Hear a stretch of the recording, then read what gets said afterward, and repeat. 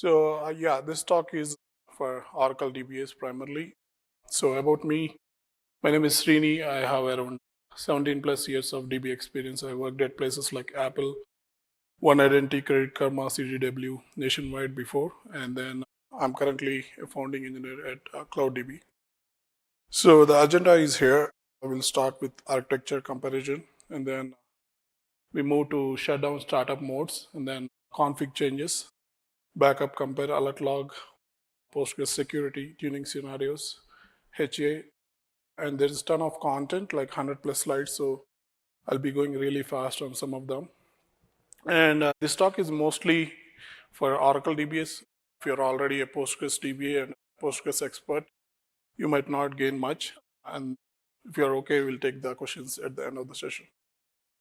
So to begin with, we'll discuss about the DBA role and how it is evolving. So the traditional role of DBA no longer holds good, as you know. Here are some of the quotes that we capture from various sources. So Jonathan Lewis, Oracle expert, he says that he's worried about the future of Oracle DBAs. Either we adapt or we slowly fade away. I was a DBA too, but I made transition to DBE. And major technology trends are reshaping DBA role. Oracle SQL Server DBAs should learn open source like Postgres, MySQL, DevOps like Ansible, and the cloud technologies. Even RDS Aurora needs database engineer, especially when you have too many RDS instances. And then if you look at the article on the right, the cloud ate my database, this was one of the articles that got published recently, which says that cloud is eating database or DBA role. And then the death of DBA is a popular phrase these days. But nothing to be worried, DBA is not going away, but it is evolving. So here is an illustration we came up with.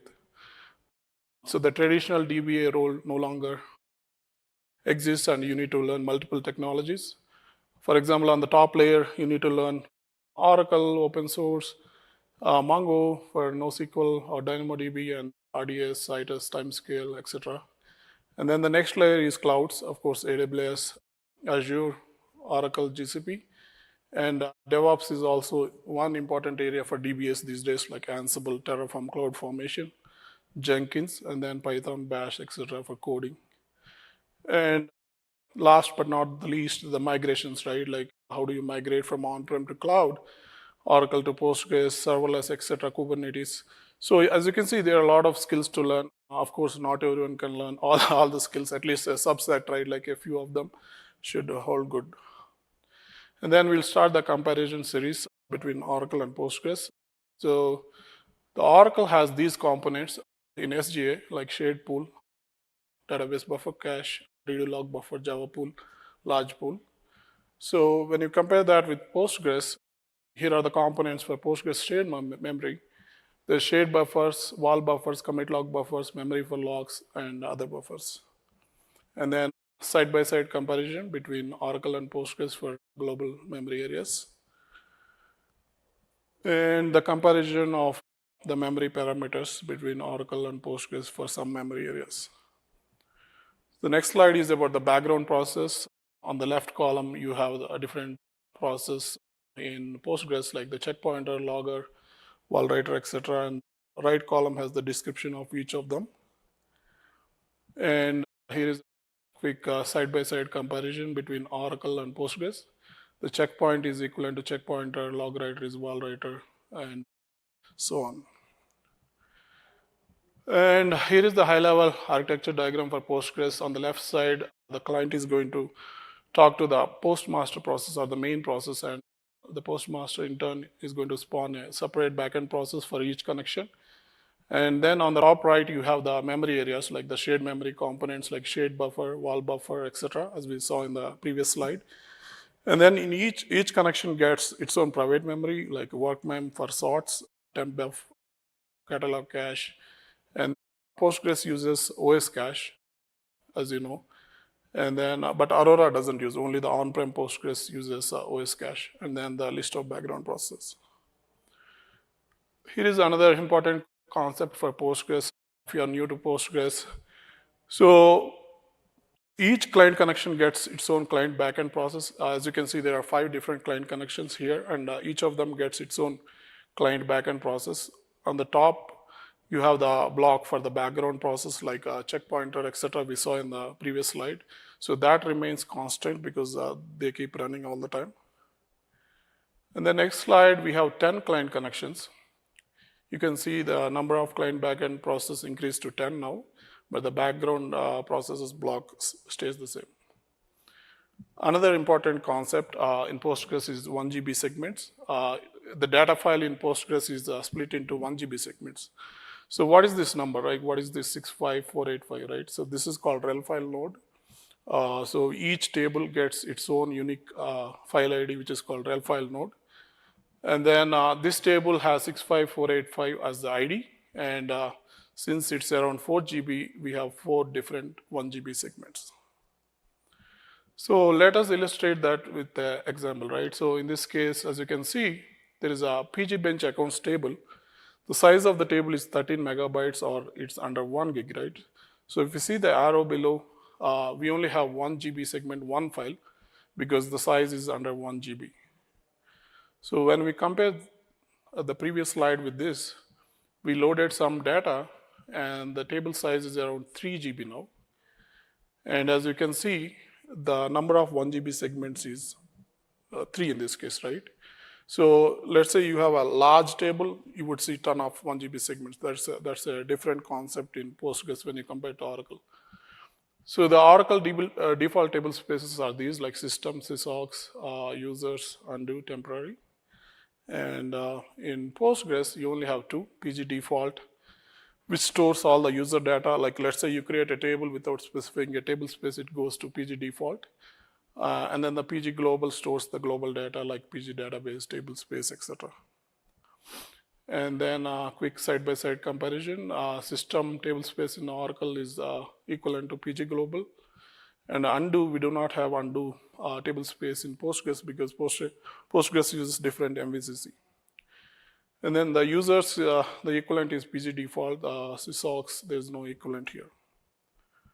So let's move on to the next topic, startup and shutdown modes. As a DBA, you need to shut down sometimes for maintenance. How do you do that in Postgres versus Oracle? So Oracle, you have 4 different shutdown modes. So the normal one waits for everything, right? So, and then the transactional one waits for transactions to complete. Immediate doesn't wait. Of course, it starts terminating connections and it forces the checkpoints and closes files. But the abort one is the most dangerous one. Obviously, you don't want to use that in production. It's equivalent to a power plug pull, right? And then the shutdown modes in Postgres, we only have 3. The smart, which is equivalent to the normal in Postgres. Fast is equivalent to immediate. But the one big difference is immediate is equivalent to abort. So that's the confusing part for Oracle DBAs. So the comparison diagram again, immediate in Oracle is Postgres fast. Abort is equivalent to immediate.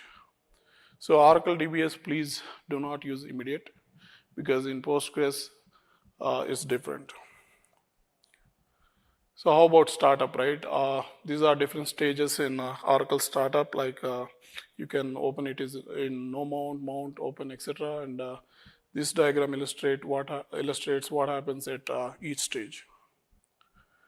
In Postgres, you do not have different stages like no mount, mount, right? So you just issue startup and it allocates shared memory segment.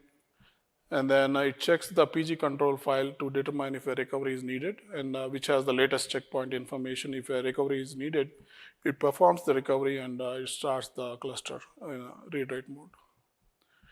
So comparison again, there are no mount, etc. in Postgres, and Oracle provides intermediate states and offers flexibility. So the next topic is parameter changes. So how many of you are Oracle DBAs, if I may know? I didn't ask that question, sorry. You're all like Postgres? I know very little about Postgres. MySQL, okay. So yeah, parameter changes are important for DBA. So how do you check the location of parameter file in Postgres, you can use a command like show config file. So the equivalent in Oracle is show parameter SP file. So one of the important things, right? Basically, you're all MySQL users, right? You want to check the value of a particular variable. You do show global variables, right? Similarly, in Postgres, you can use PG settings. Like in this case, I want to search for a variable that has a shade in it, and then I use the select name settings from PG settings. In Oracle, the equivalent is with $v parameter. And then you can also use show command. Let's say you don't want to use the $v parameter or PG settings, you can use a show command, and here is the comparison. And then the other thing is you want to check whether it's static or dynamic, because dynamic variables you can change online, right? So how do you do that in Oracle? You can query $v parameter for the column is modifiable, and in Postgres, you can check the context column in PG settings. So if the context has a postmaster, that means it needs a restart of Postgres. And once you determine whether it's static or dynamic, you want to change it. How do you change for static, right? So for Oracle, you do alter system set and scope equal to SP file, and then restart Oracle. In Postgres, you do use the similar command, or you can edit the config file and restart Postgres. And for dynamic, in Oracle, the scope changes to both. And in Postgres, the only difference is you issue that command select pg reload conf for dynamic parameters. You don't need to restart Postgres. And then here is another slide to check if it is modifiable at session level or not, because some parameters are modifiable at session level. And then once you determine if it is modifiable at session level, you can use a command like set session. And this is an important slide if you want to learn about the parameter changes in Postgres, because Postgres allows you to do parameter changes at different levels: cluster level, database level. If you have multiple databases but you want to scope the change to a particular database, you can do that. User level or role level, transaction level, etc. And then another important slide. So once you build Postgres, don't use the default config. I think it's true in Oracle or MySQL, right? Some of the parameters like shared buffers, max connections, etc. are not good enough. I mean, you need to determine what is good for your use case and customize it. And here are some third-party tools like pgtune, Cybertech Configurator. You can use these. Like you can supply your information for the server, like RAM, CPUs, what type of workload it is, OLTP versus OLAP, and then it's going to generate a custom config file. Of course, you need to benchmark and see if that is good enough for you and make further changes. These are the two third-party tools you can use. Sure.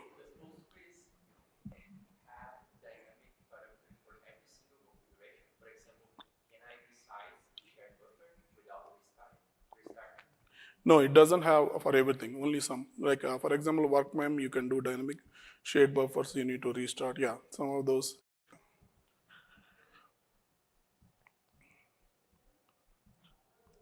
So here is a summary. PG settings is equivalent to $v parameter in Oracle. And then set session and alter session are equivalents. And Oracle has P file, SP file. Postgres doesn't have that. And as we saw, pgtune, Cybertech Configurator can be used to tune your config. And Oracle has some additional features which are missing in Postgres. And then the next topic is Postgres security. So data breaches are pretty common these days. As you know, T-Mobile breach was pretty popular in media these days. And the average cost of a data breach in US is 9.4 million. Globally, it's 4.4 million. Not only the money, right? The brand reputation is hurt once there is a breach. So what can the hacker do, right? So the first thing he can do is he can use a tool like Nmap to scan for ports, right? The default ports for Postgres is 5432. And everybody knows that, and you'll try to scan for that. Once they identify a server with a port open, right, they will try the common usernames like admin, Postgres, DBA, etc. Once they get a match, they try to crack password, right? And once they crack your password, they're in and they can steal your data. So the common usernames, right? Postgres, admin, administrator, DBA. If you're using WordPress, sometimes you see WordPress or the application user. Ansible, if you are using Ansible monitor. So don't use the common usernames. Try to customize and use some usernames which are hard to guess. And small quiz. Can you guess like how much time it's going to take to crack this password? This password is 8 letters and it has capital, small, numbers, and special characters. Any idea like how much time the hacker would take? Actually, it takes 39 minutes. Yeah. How about this one? Like it's a 7 letter. It's almost the same as before. The only thing is 7 letter.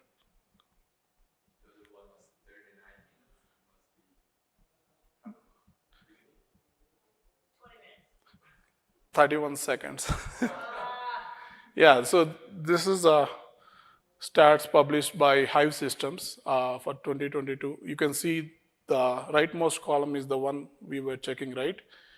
So we had numbers, upper and lowercase letters, symbols. You can see the 8 letter ones, it takes 39 minutes, and 7 letter, it only takes 31 seconds. Does Postgres have some extension or plugin to, I'm comparing with MySQL. MySQL has a plugin that after the third error, because for these they have to do brute force. Brute force, yeah. But MySQL has a plugin that adds latency on the reply to the customer after third or fifth attempt, and you can choose to start to range from 20 milliseconds to 2 seconds, for example. Yeah, there is something called auth delay. You can check it out. Yeah, you can use that to prevent those kind of things. Yeah, it has auth delay. Yeah, but I mean, I would say MySQL has a little more plugins in security than Postgres. But yeah, auth delay is the one you're talking about. Yeah.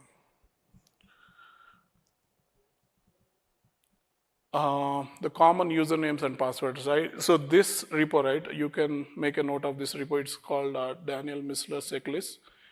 So this has all the common usernames, all right, common passwords, passwords already cracked, passwords discovered in breaches. So it has ton of information for you, and it's pretty popular repo for security people. And I mean, if you are particularly concerned about security, you can write a script that tries to match these common usernames and passwords with yours and do some checking there.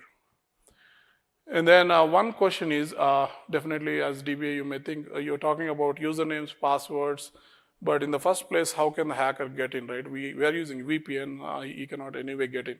But take this case, right, Colonial pipeline attack that happened recently. In this case, there was a compromised VPN account, and that's how the hacker got in, right? So yeah, there could be some edge cases that allow the hacker to get in. And then take the case of T-Mobile, right? This happened in 2021, and this is related to databases. The hacker was able to get a hold of a GPRS node, and then he pivoted to private network where DB servers resided, and then he accessed the Oracle DB using the brute force, and then he stole the data. So DBAs play a pivotal role, right? Because the end target for the hackers is to get the PII information or the credit card information. So don't think that DB servers are always secure because you're using VPN, MFA, etc. Use strong passwords and auditing and alerting on unusual activity. Postgres has PG audit extension for that. And then use SSL encryption, security policy. Of course, having policy is one thing, but enforcing on all the servers is a totally different thing. And then optimize your HBA for Postgres. Optimize PG config, least privilege role, as you know, give only the privileges that the user needs. And then use something like YubiKey for as a physical device in addition to MFA, because that will enhance the security posture. And there are more, right? So HBA file is pretty important in Postgres. So you need to check your HBA file for vulnerabilities. For example, you shouldn't use trust, which is very insecure. And then don't use all for your database user and IP address columns. Give the specific usernames or databases that you need. And then instead of MD5, it's better to use Scram-SHA. And then a lot of people still use the peer method. They think it's secure, but according to PCI, even this is not super secure. And then ident and password methods are also not secure.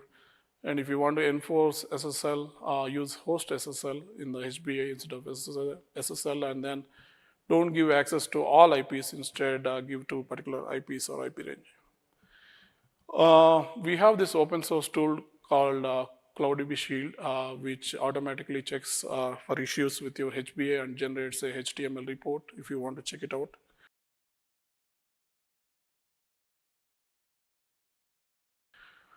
And then moving on to the next topic, backups. As you know, there are two different backups, logical backups and physical backups. So Oracle, people use data pump and EXPDP for taking a backup. In this case, we are taking a full backup using the full equal to Y clause. And then the equivalent in Postgres is using pgdump minus D database name.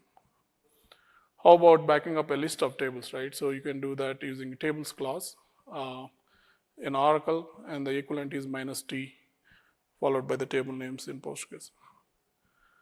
And another comparison diagram, if you want to back up a specific schema in Oracle, you can do using the schemas flag, and then the equivalent is minus N in Postgres. And let's say you want to only back up the schema, right? Not the data. You can give content equal to metadata only in Oracle. The equivalent is schema only in Postgres. And also you can enable parallelism in Postgres using the minus J option. So we talked about backups. Now moving to the restores. In Oracle, IMPDP is used for restores. And then the equivalent is PG restore in Postgres. And if you want to do a single table restore, you can use the table clause in the PG restore. And then again, a comparison diagram. If you want to restore only data only, you can use the data only flag. If you want to replace existing data, you need to give the clean option. And then for parallelism, you need to give the minus J. I'll take a quick water break, sorry.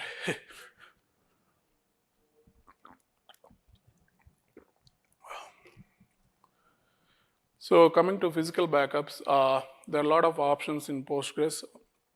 I think in MySQL world, you pretty much use extra backup or MEB, right?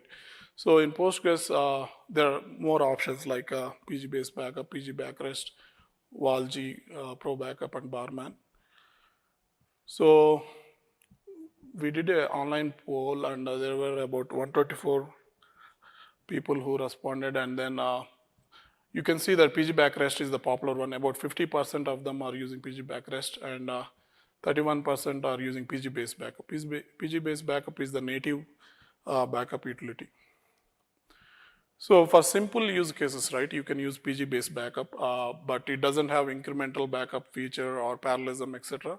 So here is the comparison between PG-based backup and Oracle RMAN, like how do you take a backup. And then the restore, right? So Oracle, you can use duplicate database or step-by-step restore method. For PG-based backup, restore, all you need to do is move the files like you do in the, I think, extra backup. The next one is PG backrest. As discussed, PG backrest has more features. Like if you want to use a robust backup tool, I would recommend PG backrest. So it has parallel backup feature, full incremental differential backups, backup check, etc. So one thing with the config is you need to specify a stanza for each cluster. In this case, I only have one cluster. So the PG1 path is the data directory location, and the repo path is the backup path. So if you have multiple clusters, you need to have multiple stanzas. So here is how you take a full backup with PG backrest versus RMAN. and then the restore part. So yeah, one good feature with PG backrest is incremental backups. So if you want incremental backups, you need to use this. And here is the comparison diagram between Oracle and Postgres. As you can see, the logical backup or the PG dump is used to take a partial backup. Let's say you want to only backup one or two tables, right? The other things won't work in that case. And for incrementals, only PG backrest is used. So now a quick break. So DBA role is not going away. So just watch this.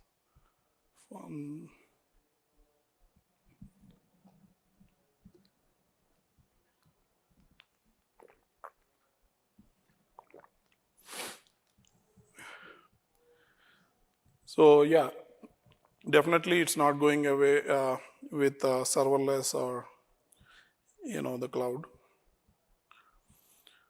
So the next topic is the Postgres log, which is pretty important. So once you log into a server, how do you check the log location, right? You can use the show log directory command in Postgres versus the command for Oracle on the left side.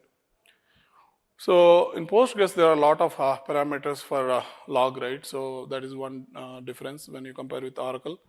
So for example, this is one important parameter which says, which specifies the format for the log file, right? In this case, the default is %y, which is year, month, day, and followed by the hour, minute, second, right?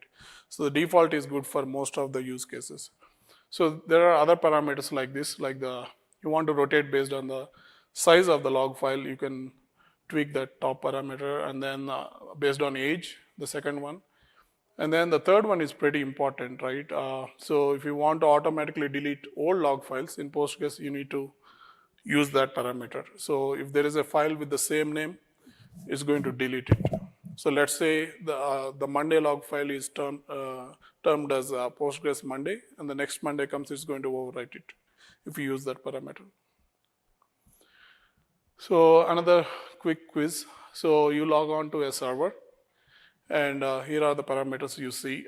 Can you guess like how many days of logs will be retained in this case? So again, the log truncate or rotation, like I said, if the log file name is same, it's going to overwrite it. And the log file name in this case is %a, which means for Monday, you'll have a log with the name Postgres-Monday, and Tuesday, like that. And then we are turning off the size-based rotation here. Can you try to guess what's going to happen in this case? How many days worth of logs are retained on disk if you use this? It's going to be 7 days, because if you see, we used %a, which means for Monday it will be Postgres-Monday, Tuesday it will be Postgres-Tuesday. But when the next Monday comes, because we had the truncate on rotation is on, it sees the same file name, it's going to overwrite it. So that's why, you can use these to automatically delete old log files, right? I think in MySQL, you use expire log days for binary logs, right? So yeah, I would say something similar to that. So, and then another scenario, when you compare with the previous one, right, we see the log file name format is changing here. I would say that's the only difference. Can you guess like how many days in this case? 365 is a full year. Yeah, so yeah, because yeah, because the name is unique for each day, so it's not going to delete. You need to use some cron tab script or log rotate to delete, in this case, old log files. And another important parameter is logline prefix. So this is pretty important. It's going to add metadata to each line in the Postgres log. The default is %m, %p.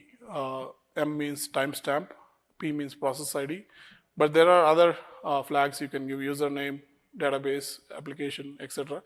So the recommendation is to use something like the one we gave in the bottom of the slide. So let us illustrate that with an example. So let's say you go with the default, right? %m, %p, and somebody drops the table and you're pulled into a bridge call and people are asking you who dropped the table, right? So you go to Postgres log and all you find is the drop table statement followed by the timestamp and process ID. So you're not going to get much information there, right? So that's why don't use the default. Instead use a recommended value like this. So because it's going to add a lot of metadata about the user, application, even the IP address. In this case, we were connecting from local, but in real time it would be some client IP address, right? So it's going to give you enough information to troubleshoot problems. And more logging parameters. So let's say you want to add a lot of information about the connections and disconnections for your security. You need to turn on the parameters for that, and then you want to log information about temp files. You can do that, and auto vacuum, etc.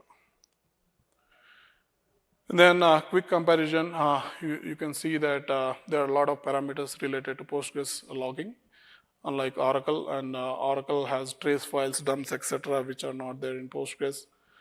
And in both Oracle and Postgres, you can use Linux log rotate. And one more quick video. So basically, Oracle has everything built in, right? Like rack, data guard, etc., right? But Postgres, we use a lot of third-party tools, extensions. For example, PG audit for auditing, PG stat statements. There are a lot of extensions people use. So that is one difference when compared to Oracle. So another poll we did, and you can see that about 50% of the people are using 3 to 5 extensions, right? And 25% 2 or less. So people use a lot of extensions. As you can see, some people are using 6 to 10. That's a lot. And then I think the last topic, I don't want to bore you.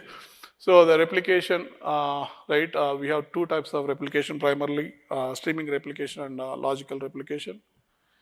About 50% of the respondents were using streaming replication, and 40% were using both logical and streaming. And there are other types of replication like XDB, which is like a commercial version from EDB.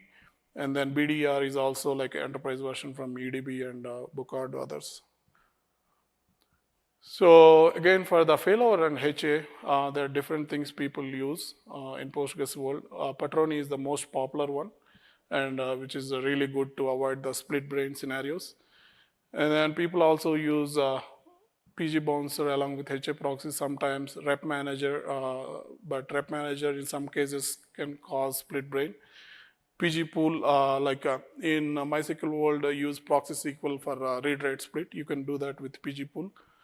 EFM is again like EDB tool, like it's kind of a paid tool, I would say.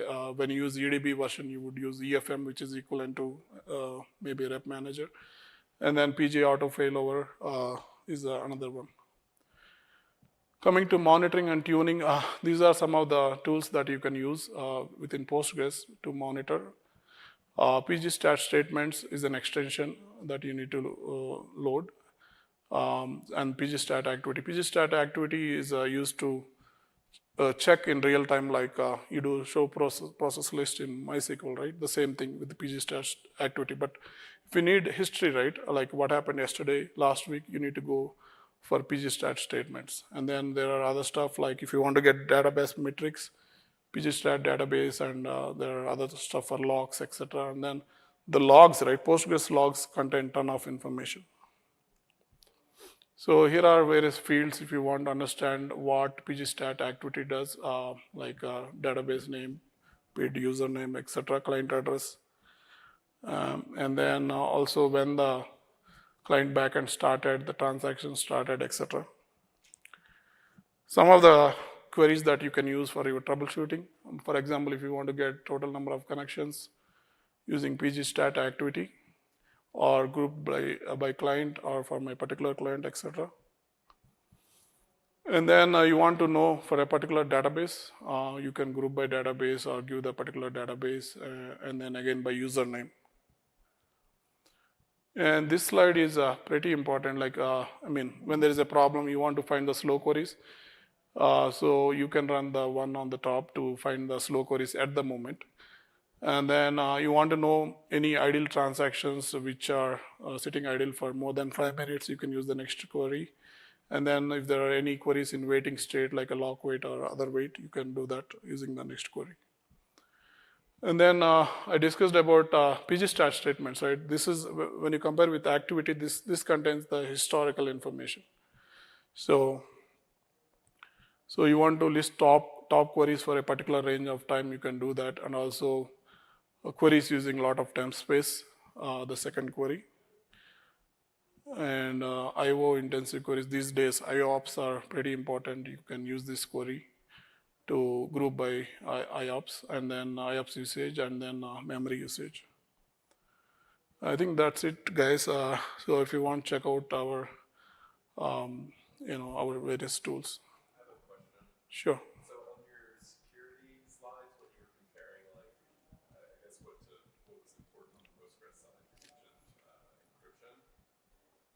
I'm assuming you talked about it a couple people migrating to Postgres or whatever. What are they using for like encryption at rest when they get off of Oracle and go to Postgres? Yeah, that's a challenge. Like Oracle has TDE and Postgres doesn't have. But EDB, I mean, if you're using EDB version, they came up with TDE equivalent, and also there is some company called, I think, Cybertech or somebody. But if you want to go with the open source, I think you need to use HashiCorp Vault or something like. But there's nothing like open source which is really robust at this point of time. Yeah, okay, that Yeah. makes sense. Your poll about replication, it said like 40% of the respondents were using both streaming and logical.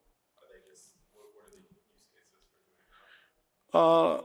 Because logical is like if you want to just replicate subset of tables, like if you have a reporting instance and you don't want all the tables, in those cases only logical can be used. So yeah, streaming does for everything. Thank you. Thanks for attending the session. Hope you know. Thank you.